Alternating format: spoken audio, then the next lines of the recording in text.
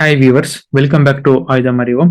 இன்னைக்கான காணொலியில நம்ம பார்க்க போறது எல்லாமே அசத்தலான அற்புதமான செய்திகள் தான். மிகவும் முக்கியமான நேரத்துல நமக்கு கிடைச்சிருக்கும் ஒரு ப்ரொபோசல் காரணமாக அமெரிக்காவின் ஜி நிறுவனத்துடன் எனக்கு இதுதான் வேணும், 80% டிஓடில எனக்கு இதெல்லாம் நீ கவர் பண்ணி கொடுக்கணும் அப்படின்னு நாம அவங்க கிட்ட பேரம் பேசும் நிலைமையில இப்ப நம்ம உட்காந்துட்டு இருக்கிறோம், பேரம் பேசிக்கிட்டு இருக்கிறோம்.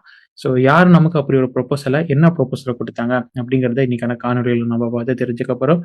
இது இல்லாம பல நியூஸை நாம தெரிஞ்சுக்க போறோம். ஸோ ஃபர்ஸ்ட் நான் ஒரு செய்தியோட ஆரம்பிச்சிடுறேன். முந்தா நேத்து பார்த்த காணொலியில நாம 3 நாடுகளின் ஏர் ஸ்பேஸ் கிட்ட ரஷ்யாவின் போர் விமானங்கள் மற்றும் ரெக்கானிசன்ஸ் ஏர்கிராஃப்ட் போனது அப்படிங்கிற தகவலை பதிவு பண்ணியிருந்தோம். ஸோ அதை பத்தி ட்ரம்ப் கேட்கும்போது ரொம்ப மோசமான விளைவை எதிர்பார்ப்பீங்க அப்படின்னு ட்ரம்ப் சொல்லியிருந்தாருன்னு நம்ம சொல்லியிருந்தோம்.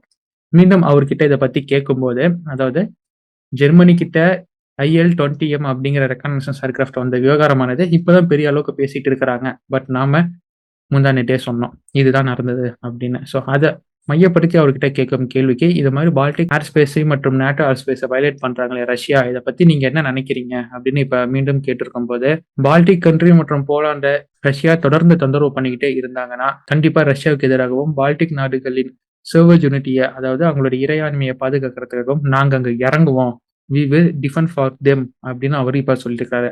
போர்க்களத்தை இறங்கணும்னாலும் அமெரிக்காவின் படை இறங்கும் அப்படின்னு அவரு பதிவு பண்ணியிருக்கிறாரு. அவருடைய ஸ்டேட்மெண்ட்டின் அர்த்தம் அதுவாக தான் இருக்கு.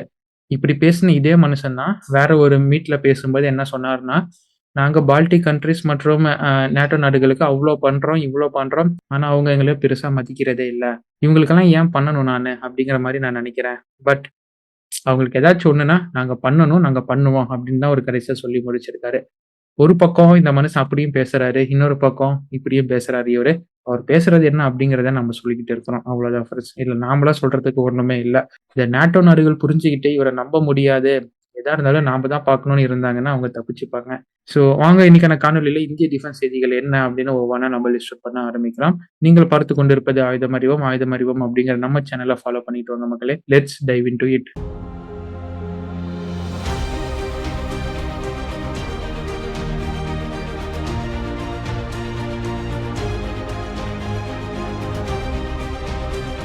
ஃபர்ஸ்ட் நான் இந்திய கடற்படையிடமிருந்து ஆரம்பிக்கிறேன். இந்திய கடற்படை மற்றும் கிரீஸின் கடற்படைக்கு இடையே 4 நாள் கடற்படை கூட்டு ராணுவ பயிற்சியாக செப்டம்பர் 13 17 வரை நடத்தப்பட்டது. இதற்காக இந்தியாவிடமிருந்து INS த்ரிகாண்ட் அப்படிங்கிற அட்வான்ஸ்டு ஸ்டெல்த் ஃப்ரிகேட் அனுப்பப்பட்டது கிரீஸுக்கு. ஸோ இது மூலியமா அவங்க 4 நாள் கூட்டு ராணுவ பயிற்சி பண்ணாங்க. இதற்கு டர்க்கி ரெஸ்பான்ஸ் பண்றாங்க அப்படின்னு பார்த்தோம்னா, கிரீஸுக்கும் டர்க்கிக்கும் ஆகாது. அண்ட் கிரீஸை நம்ம ரொம்ப ஹையா பேக் பண்ணிட்டு இருக்கிறோம் because of Turkey's position. Turkey பாகிஸ்தானை பேக் பண்ணும் காரணத்தினால கிரீஸை நாம பேக் பண்ணிட்டு இருக்கிறோம். இது மாதிரி கிரீஸுடன் நம்ம கூட்டு ராணுவ பயிற்சி பண்ணும் காரணத்தினால டர்க்கி அவங்களுடைய புயுகாடா அப்படிங்கிற ஆன்டி சப்மரீன் வார்ஃபேர் போர் கப்பலை இப்ப கராச்சியின் துறைமுகத்துக்கு அவங்க கொண்டு போறாங்க. பட் அவங்களுக்கு தெரியாது இந்தியா ஒன்றும் கேமையும் ஸ்டார்ட் பண்ணல அப்படின்னு. ஏன்னா கிரீஸுடன் இந்த 4 நாள் கூட்டு பயிற்சி முடிஞ்ச உடனே இந்தியா அடுத்த போட்கள் எங்க பண்றாங்கன்னா, டர்க்கின் கிட்ட இருக்கக்கூடிய சைப்ரஸுக்கு பண்றாங்க. சைப்ரஸுக்கு இந்தியாவின் ஒரு அட்வான்ஸ்டு ஸ்டெல்த் ஃப்ரிகேட் போறது அப்படிங்கிறது கண்டிப்பா டர்க்கிக்கு பிடிக்காத ஒரு விஷயம் தான். நாம கராச்சிக்கு கொண்டு போயிட்டோம், அவன் சைப்ரஸுக்கு கொண்டு வரானே, இதுக்கடுத்து நம்ம என்ன பண்றது அப்படிங்கிற மாதிரி தான் டர்க்கி இந்த இடத்துல லாக் ஆகி நின்று இருக்கிறாங்க. ஆபரேஷன் சிந்தூர்ல இந்தியாவுக்கு எதிராக பாகிஸ்தான் பயன்படுத்தின மிசைல்ல ஃபத்தா-1 அப்படிங்கிற பாகிஸ்தானின் மல்டிபிள் ராக்கெட் லான்ச்சரின் மிசைல் ஸ்ரீநகரின் தல் லேக்கை சுத்தம் படுத்தும் போது அந்த இடத்துல வெடிக்காம முழுமையா கிடைச்சிருக்கு ஃப்ரெண்ட்ஸ். ஆபரேஷன் சிந்தூர் நடந்து எத்தனை மாசம் ஆச்சு, இன்னும் ஒரு குண்டு வெடிக்காம இந்தியாக்குள்ள இருக்கு, அந்த இடத்துல மறைஞ்சிருக்கு, நம்ம அதை கண்டுபிடிக்கல. இருந்தாலும் இத்தனை நாளா வெடிக்காம இருந்த ஒரு குண்டு உண்மையாலுமே ஒரு குண்டா, இந்த 1/2 மணி நேரமா ஓம குண்டத்துக்குள்ள இருந்த குண்டு ஒரு வெடிகுண்டா அப்படிங்கிற மாதிரி வடிவேல் காமெடி தான் எனக்கு இந்த இடத்துல வருது ஃப்ரெண்ட்ஸ். ஸோ ஃபத்தா-1 இப்ப இந்தியா அழகா எடுத்து அதை டிஸ்மேண்டில் பண்ணிட்டாங்க. நம்மளுடைய காவேரி டெரிவேட்டிவ் இன்ஜின் அப்படிங்கிற ட்ரை வேரியன்ட் ஆனது ரெடியாக உருவாக்கப்பட்டது அப்படின்னு நம்ம எல்லாருக்குமே தெரியும். அந்த இன்ஜின் ஆனது இப்ப ப்ராப்பரா இண்டஸ்ட்ரி மூலியமா உருவாக்கப்பட்டு இந்திய விமானப்படையிடம் டெஸ்ட்டுக்காக ஒப்படைக்கப்பட்டிருக்கு. இதற்காக காத்ரேஜ் நிறுவனம் மட்டும் இங்க செயல்படலாம். காத்ரேஜ் நிறுவனமுடன் சேர்ந்து ஆல் நிறுவனம், மிதல் நிறுவனம், டாடா, பெல் போன்ற நிறுவனங்கள் இணைந்து தான் இப்போ இந்த KDE அப்படிங்கிற ட்ரை வேரியன்ட் இன்ஜினை உருவாக்கியிருக்காங்க. இது புரோட்டோடைப்போ எதுவோ இல்லை, it's actual engine. So first engine ஆனது D1 அப்படிங்கிற பெயர்ல இந்த ஃபர்ஸ்ட் இன்ஜின் ஆனது இப்போ இந்திய விமானப்படையிடம் ஒப்படைக்கப்பட்டிருக்கு. ஸோ இது எதற்காக இப்போ உருவாக்கி கொடுத்துருக்காங்க அப்படின்னு கேட்டோம்னா, இது மாதிரி நம்ம இன்ஜினை ரெடி பண்ணோம் இல்லைங்களா ஒரு புரோட்டோடைப் மூலியமா, அதை நாங்கள் மேனுஃபேக்சரிங் ப்ராசஸ் மூலியமா இத்தனை நிறுவனங்கள் சேர்ந்து இதெல்லாம் நாங்கள் வந்து உருவாக்கி இருக்கிறோம்.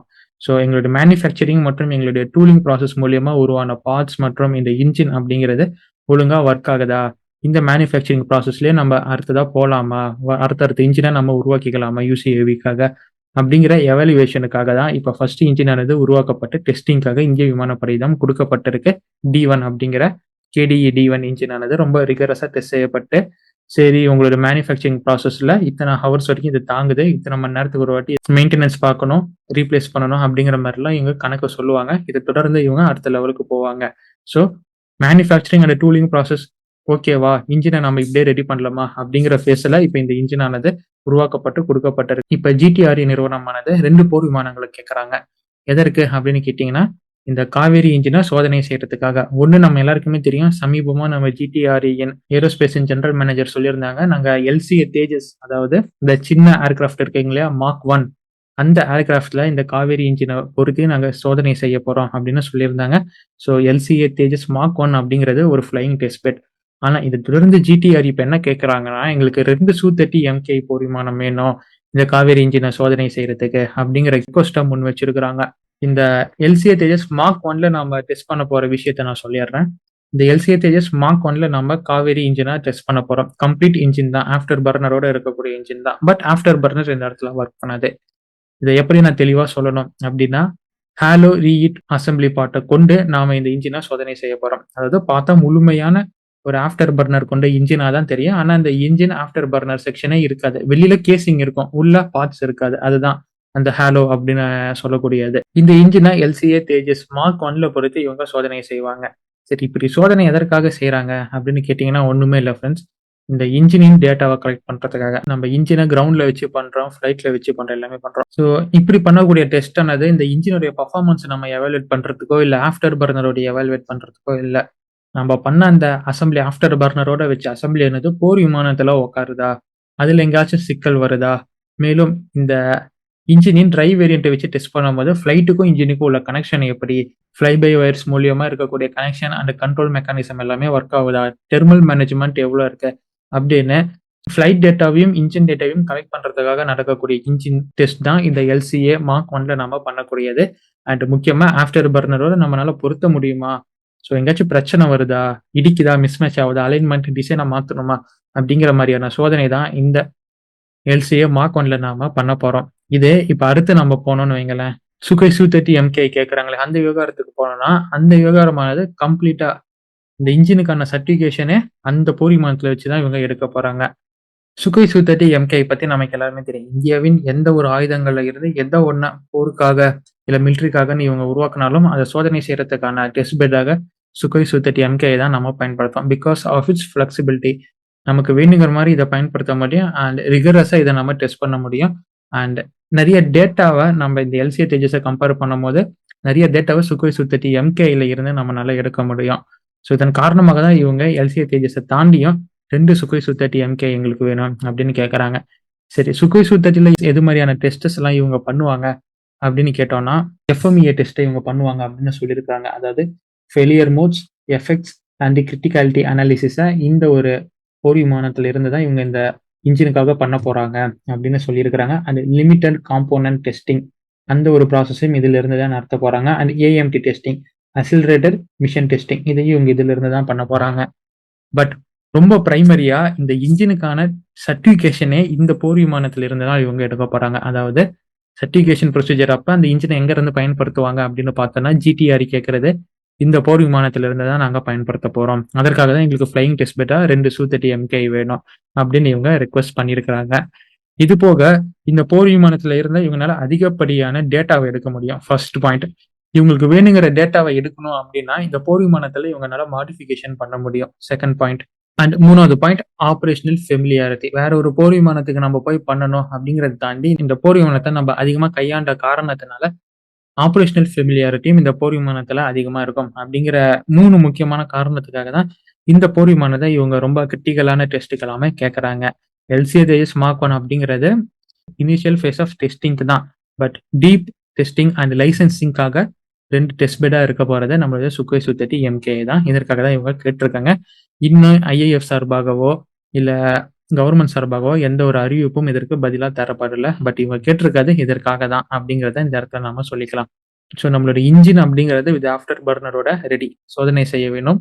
அதுதான் இந்த இடத்துல நிக்குது. அதுக்கு தேவையான டெஸ்ட் பெட் நகர்வை தான் இப்ப நாம நகர்த்தியிருக்கிறோம். அடுத்த செய்திக்கு நம்ம நகர்ந்தோம்னா சாஃப்ரான் கிட்ட தான் பார்க்கணும். சாஃப்ரான் தான் ப்ரொபோசல முக்கியமான நேரத்துல குடுத்திருக்கிறாங்க. நம்ம எல்லாருக்குமே தெரியும். ரஃபேலின் இப்ப இருக்கும் அந்த M88 இன்ஜினோட அப்கிரேடட் வேரியன்ட்டா M88 T-Rex அப்படிங்கிற இன்ஜின சாஃப்ரான் நிறுவனம் உருவாக்கிட்டு இருக்கிறாங்க. ஏன்னா ரஃபேல் F5 அப்படிங்கிற போர் விமானத்திற்கு இந்த இன்ஜினை தான் இவங்க இன்புட்டா கொடுக்க போறாங்க. அப்படி பயன்படுத்தக்கூடிய இன்ஜினின் டெவலப்மெண்ட் ஃபேஸ் தான் இப்ப போயிட்டு இருக்கு. அரௌண்ட் ஒரு 3 வருஷமாச்சு ஆகும் அந்த இன்ஜினை இவங்க இன்ஜெக்ட் பண்றதுக்கு. இப்ப உருவாக்கிட்டு இருக்கும் இந்த M88 T-Rex அப்படிங்கிற இன்ஜினை இந்தியாவின் தேஜஸ் மார்க் 2க்கும் வேணும்னா நாங்க தரோம் அப்படிங்கிற ஒரு ப்ரொபோசல் இவங்க வச்சிருந்தாங்க. நம்ம இந்த 120 கிலோ நியூட்டன் ட்ரஸ்ட் தரும் இன்ஜின் விவகாரத்திலே 2 பார்த்திருந்தோம். அதுல 2வதா போட்ட காணொலியில தான் அந்த ஸ்லைடோட நம்ம சொல்லியிருந்தோம். இவங்க பார்த்தீங்கன்னா 2 குடுக்குற மாரி இருக்கு. அவங்களோட ஸ்லைட்ல அப்படிதான் மென்ஷன் பண்ணியிருந்தது அப்படின்னு நம்ம சொல்லியிருந்தோம். அந்த 2வது இன்ஜின் தான் இந்த M88 T-Rex அப்படிங்கிற இன்ஜின. ஸோ இத நான் வேணும்னா இந்தியாவிலே உருவாக்கி தரேன் அப்படின்னும் அவங்க ப்ரொபோஸ் பண்ணியிருந்தாங்க. பட் இந்தியா சார்பாக என்ன ஒரு கன்சர்னா பார்க்கப்பட்டதுன்னா, இப்ப நீ உருவாக்கிட்டு இருக்கும் இந்த T-Rex இன்ஜினுடைய அவுட்புட் மேக்ஸிமமே ஒரு 95 கிலோ நியூட்டன் தான் வரும். ஸோ ஆல்ரெடி என்கிட்ட நானு வாங்க போறேன்னு சொல்ற இன்ஜினோட உன்னுடைய ட்ரஸ்ட் வந்து ரொம்ப கம்மி. நான் இதற்கு வரணும் அப்படின்னு ஒரு கன்சர்னோட இந்த சாஃப்ரானின் ஆஃபரை இந்தியா டிக்ளைன் பண்ணிட்டாங்க. பட் இப்போ புதுசா சாஃப்ரான் என்ன ஒரு ஆஃபர் கொண்டு வந்திருக்காங்கன்னா, M88-4 புது வேரியன்ட் இன்ஜினோட இவங்க வந்திருக்காங்க. அதாவது இந்த இன்ஜினை நாங்க உருவாக்கி தரோம். M88-4 அப்படிங்கிற இன்ஜினை M88ல இருந்து நாங்க உருவாக்கி தரோம். இதோடைய அவுட்புட் அப்படிங்கிறது ரஃப்பா ஒரு 95ல இருந்து 105 கிலோ நியூட்டன் ட்ரஸ்ட்டை ப்ரொடியூஸ் பண்ணக்கூடிய அவுட்புட்டை நாங்க உருவாக்கி தரோம். இதற்கான முழு மேனுஃபேக்சரிங் ஈகோ சிஸ்டத்தையும் நாங்க இந்தியாவிலே உருவாக்கி தரோம். சப்போஸ் உங்களுக்கு தேஜஸ் மார்க் 2ல ஒரு இன்ஜின் வேணும் அப்படின்னா இந்த ஆஃபர் எங்க கிட்ட இருக்கு. நீங்க வாங்க அப்படின்னு இப்ப சாஃப்ரான் சொல்லியிருக்கிறாங்க. அண்ட் இதற்கான டிஓடி மற்றும் எந்த அளவுக்கு இன்டெலெக்சுவல் ப்ராப்பர்ட்டி அது எல்லாமே இவங்க ஃபர்தரா பேசுவாங்க. சப்போஸ் இந்த ப்ரொபோசல் ஆனது ஏத்துக்கப்பட்டால் அப்படிங்கிறதும் இந்த இடத்துல நான் சொல்லிக்கிறேன். இப்போ புதுசா F414 இன்ஜினுக்கு ஆல்டர்னேட்டா இந்தியா ஏத்துக்கிற மாதிரியான ஒரு ட்ரஸ்ட் அவுட்புட்ல இப்ப சாஃப்ரான் ஒரு புது இன்ஜினை அதாவது T-Rex இல்ல T-Rexோட அதிநவீன இன்ஜினை இப்ப நமக்கு உருவாக்கி தரத்துக்கு சாஃப்ரான் ரெடியா இருக்கிறாங்க. அந்த ப்ரொபோசல் தான் இப்ப அவங்க கொடுத்திருக்காங்க. ஸோ காஸ்ட் அதெல்லாம் எதுவுமே பேசல. பட் மேனுஃபேக்சரிங் இக்கோசிஸ்டம் இந்தியால இருக்கும். அதையும் இவங்க அடிஷனலா சொல்லிட்டாங்க. அந்த பக்கம் GE கிட்ட நெகோசியேஷன் போயிட்டு இருக்கு. அதாவது F414 இன்ஜினுக்கான நெகோசியேஷன் எந்த அளவுக்கு டிஓடி குடுக்குறீங்க அப்படிங்கிறதுக்கான நெகோசியேஷன் போயிட்டு இருக்கு. அதன்படி நம்ம 80% அப்படின்னு பேசியிருந்தோம். 6 கட்ட பேச்சுவார்த்தை. இந்த 80% டிஓடில என்னென்னலாம் நீங்க கவர் பண்ணுவீங்க, எங்களுக்கு என்னென்னலாம் வேணும் அப்படிங்கிற மாரி 6 கட்ட பேச்சுவார்த்தை முடிஞ்சிருக்கிற நிலையில, இப்ப ஹால் சீஃப் என்ன சொல்லியிருக்கிறாருன்னா, GE நிறுவனமே இந்த இன்ஜினை முழுமையா உருவாக்கல. அதுக்குள்ள இருக்கும் சில காம்போனன்ட்ஸ், கிரிட்டிக்கல் காம்போனன்ட்ஸ் எல்லாம் தேர்ட் பார்ட்டிக்காரங்க உருவாக்கிட்டு இருக்கிறாங்க. ஸோ அதையும் எங்களுக்கு வேணும். அதையும் நான் இதுக்குள்ள கொண்டு வர நாங்க விரும்புறோம். ஏன்னா சில பார்ட்ஸ் எல்லாம் இல்லைன்னா இந்த இன்ஜினை உருவாக்கவே முடியாது. அதெல்லாம் தேர்ட் பார்ட்டி வெண்டர்ஸ் மாதிரியான சில பேர்கிட்டயும் இருக்கு. ஸோ அதையும் இந்த 80%க்குள்ள நாங்க கொண்டு வர விரும்புறோம். நெகோசியேஷனா கொண்டு போயிட்டு இருக்கிறாங்க. ஸோ 80% டிஓடி அப்படிங்கிறத வச்சு இந்தியாவிலே GEயின் F414 இன்ஜின் மாதிரியான ஒரு இன்ஜினை இந்தியா உருவாக்கணும் அப்படிங்கிற ஒரு முனைப்புல தான் இப்ப இந்த நெகோசியேஷன் ஆனது கொண்டு போயிட்டு இருக்கு. சப்போஸ் GE அதற்கு ஒத்து வரல அப்படின்னா இந்தியா தயங்கவே மாட்டாங்க. சாஃப்ரானின் ப்ரொபோசலை ஏத்துப்பாங்க இன்ஜின். அதற்காக GE கிட்ட போட்ட டீல கைவிடுவாங்களா அப்படின்னு பார்த்தா கைவிட மாட்டாங்க. பேரலலா சாஃப்ரான் கிட்ட இருக்கும் அந்த டீலை இவங்க இனிஷியேட் பண்ணுவாங்க. அதுதான் 100 இன்ஜினை ப்ரொக்யூர் பண்ணலாம் அப்படிங்கிற இடத்துல இவங்க 50 இன்ஜினை தான் ப்ரொக்யூர் பண்ணிட்டு போதும்டா சாமி அப்படின்னு வந்துருவாங்க. சாஃப்ரான் கிட்ட மீதி 50 இவங்க வாங்கிருவாங்க. அண்ட் தேவையான டிஓடியும் இவங்க வாங்கிருவாங்க. ஆல்ரெடி வி செட் சாஃப்ரான் 2 இன்ஜினை நமக்கு உருவாக்கி தர முனைப்புல இருக்கிறாங்க. ஒன்னு 120 கிலோ நியூட்டன் ட்ரஸ்ட்டை தரக்கூடிய AMCAக்கான இன்ஜின், இன்னொன்னு மார்க் 2க்கான பவர்ஃபுல் இன்ஜின். இந்த 2 இன்ஜினையும் அவங்க உருவாக்கி தர முனைப்புல இருக்கிறாங்க. ஸோ GE பத்தி நாம திருப்பியும் சொல்றேன். GE பத்தி நாம கவலைப்பட வேணாம்.